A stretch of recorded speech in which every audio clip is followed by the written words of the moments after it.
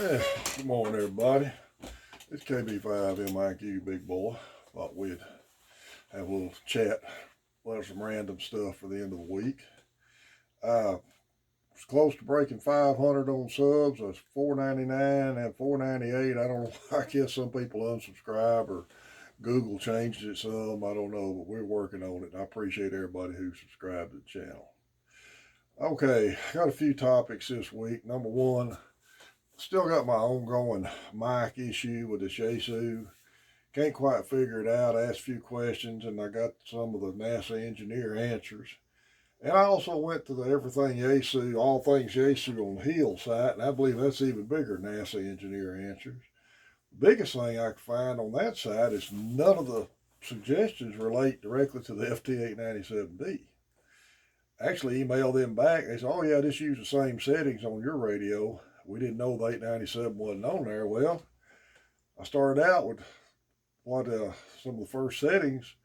Those menu options weren't on my radio. So there was another guy who was using a Traveler boom set on his, and I had everything set like he had it set, and still kind of got the same issue. Processor off, audio's okay, slightly muffled, very slightly reduction in output power.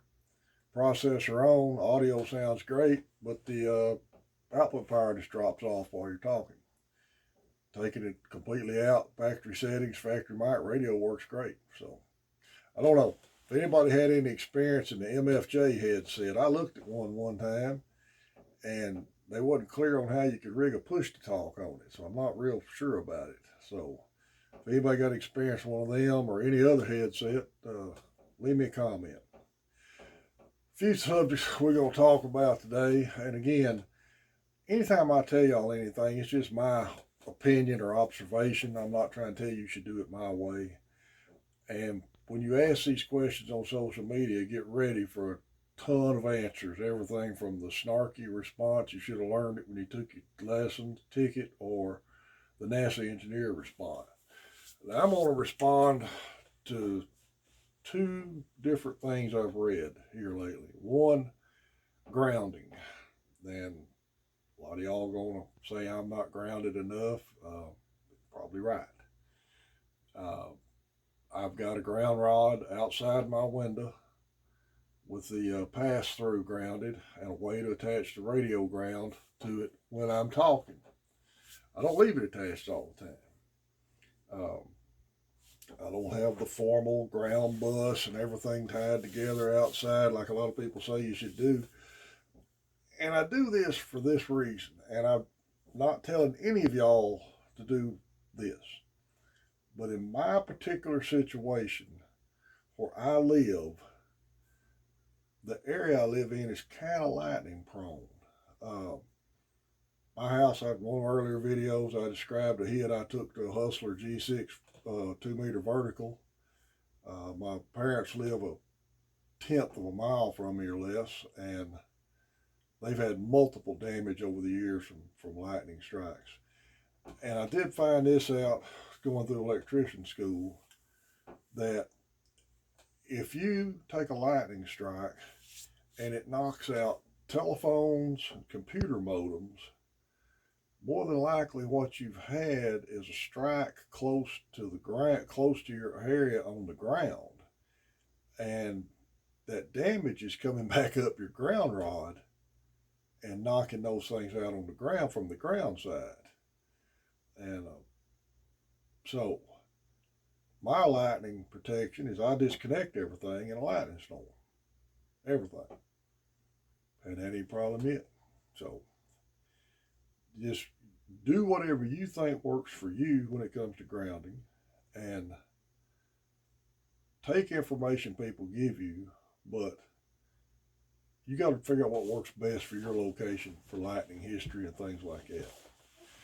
Then saw another question, people asking about different types of antennas for maximum range and maximum distance and amps, and that's still an ongoing discussion, has been ever since I've been doing these videos. Uh, Here's my rule of thumb. If you're talking ground wave, on the HF band, say 10 meters like we do, everybody's got to be polarized the same or it's not going to do any good, because there's 30 dB of loss just from a vertical to a horizontal polarization antenna on ground wave. No effect on skip. Doesn't matter on skip. Now, if you're talking to a station, and this brings up the amp issue versus antenna issue again. And Jeff and Cody and I talked about this the other night when Jeff and I went down and visited with Tim, our guy that's trying to get his ticket. We was kind of explaining some of this stuff to him. He's a shortwave listener.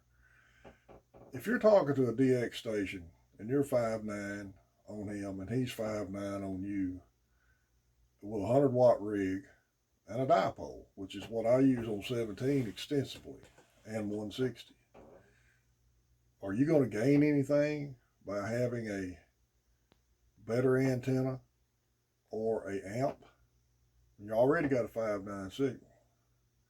Now, where a higher gain antenna or an amp may come into play, it's two different scenarios. One, band conditions aren't quite as good. You're having trouble making the contact.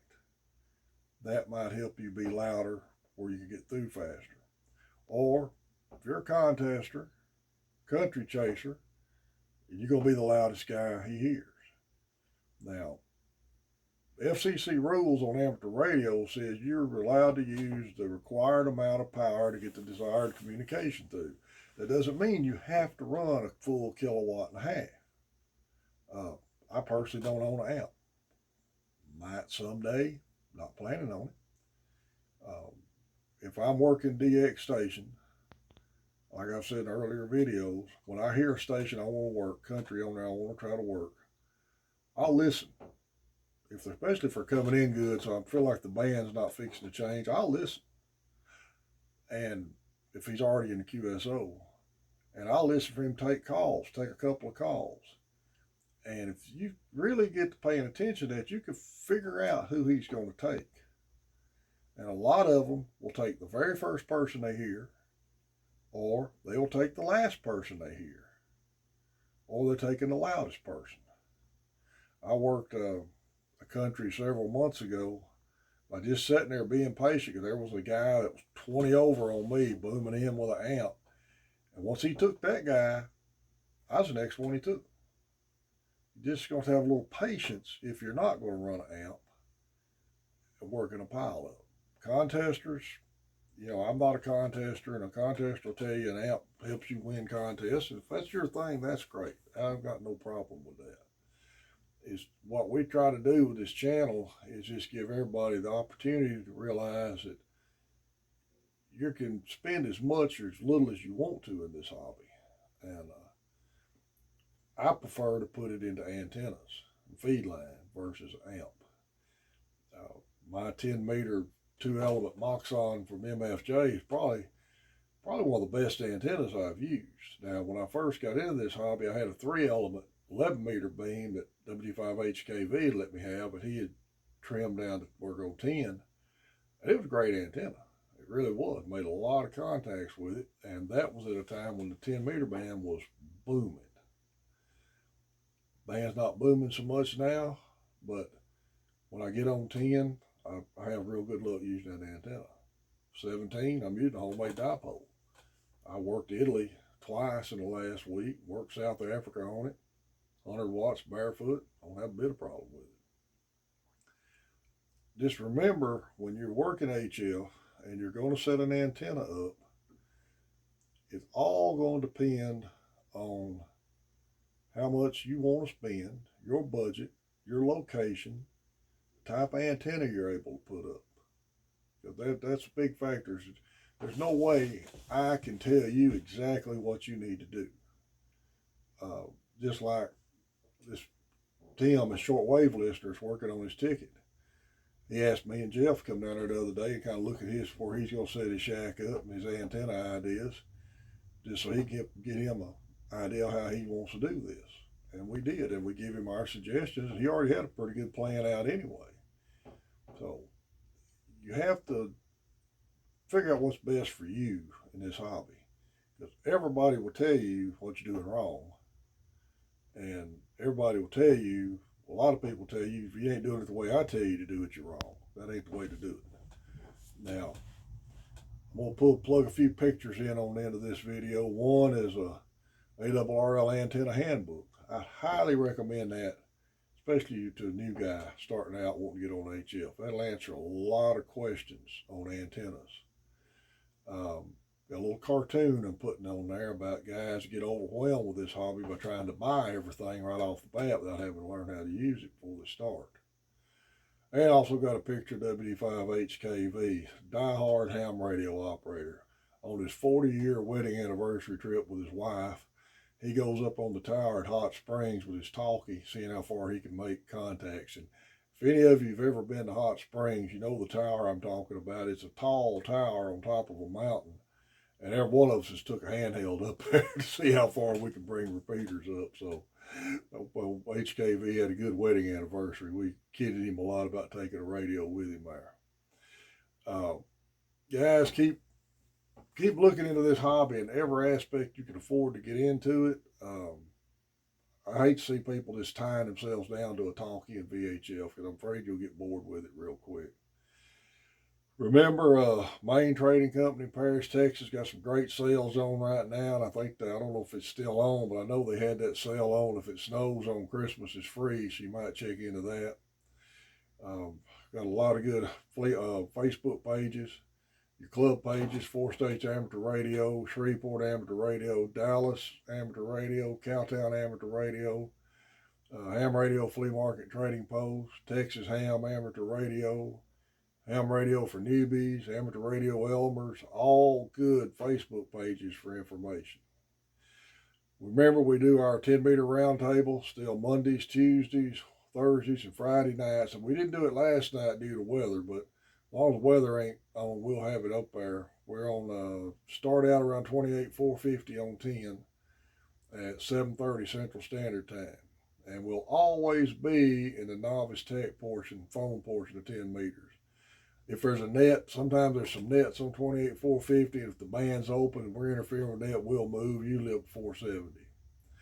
Appreciate everybody who subscribed to the channel. Anybody got any suggestions on anything, please drop me an email. My email's posted on my QRZ page. KB5MIQ is my call.